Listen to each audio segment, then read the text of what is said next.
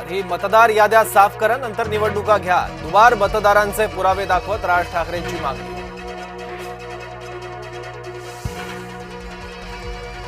अनेक मतदारसंघात बोगस मतदार, राज ठाकरेंनी स्टेजवर वाचून दाखवल्या याद्या.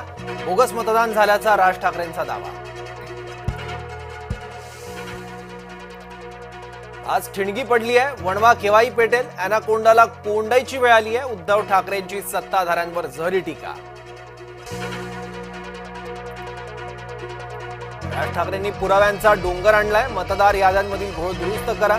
उद्धव ठाकरे यांची सत्याच्या मोर्चात मागणी.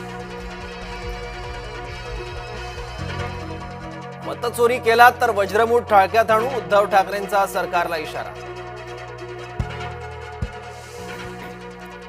सामान्यांच्या लोकशाहीवरच्या विश्वासाला धक्का बसलाय. पारदर्शक पद्धतीने निवडणुका व्हाव्यात, शरद पवार यांची मागणी.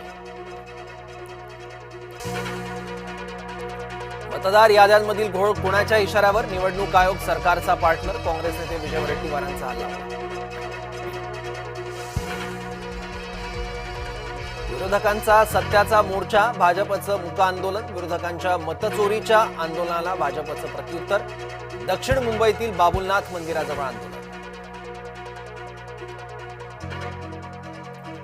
राज ठाकरेंची एंट्री मवियात फूट टाकणारी. काँग्रेस राज ठाकरेंसोबत जाणार नाही, मंत्री संजय शिरसाटांचं वक्तव्य.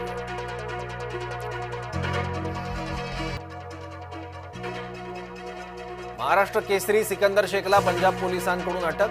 अवैध शस्त्र तस्करी प्रकरणी कारवाई. राजस्थानातील कुख्यात पपला गुर्जर टोळीशी संबंधांचा आरोप. जन्मदात्या आईनंच वेश्या व्यवसायात ढकललं. 10 वर्षीय अल्पवयीन मुलीवर लैंगिक अत्याचार. खारघरमधील कोपरा भागातला धक्कादायक प्रकार. यंदा साखर कारखान्याचा गळीत हंगाम उशिरानं सुरू. ऊसतोड मजूर पश्चिम महाराष्ट्रात येण्यास सुरुवात. ऊसतोड मजुरांचे अवकाळी पावसामुळे हाल. हिंमत असेल तर माझ्या कानाखाली मारून दाखवा, भाजप प्रवक्ते अवधूत वाघ यांचं राज यांना आव्हान.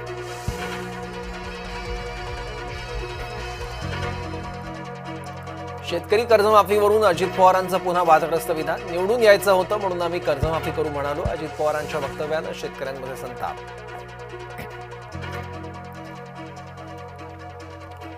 फलटण डॉक्टर महिला आत्महत्या प्रकरणी एसआयटी स्थापनेचे आदेश. पंकजा मुंडेंनी मानले मुख्यमंत्र्यांचे आभार. डॉक्टर महिलेला न्याय देण्याचं आवाहन. संवेदनशील प्रकरणांना राजकारणाचा रंग देणं थांबवा. खासदार प्रणिती शिंदेंवर चित्रा वाघ संतापल्या.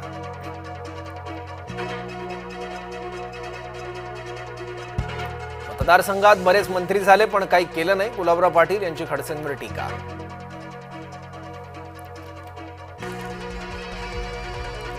कोकणात मुसळधार ते अतिमुसळधार पावसाची शक्यता. पुढील 2 ते 3 दिवसांसाठी हवामान विभागाचा अंदाज. मच्छीमारांना समुद्रात न जाण्याचा इशारा. संततधार पावसामुळे तिलारी धरण 100% भरलं. तिलारी नदीच्या पातळीत लक्षणीय वाढ. नदीकाठच्या गावांना सतर्कतेचा इशारा.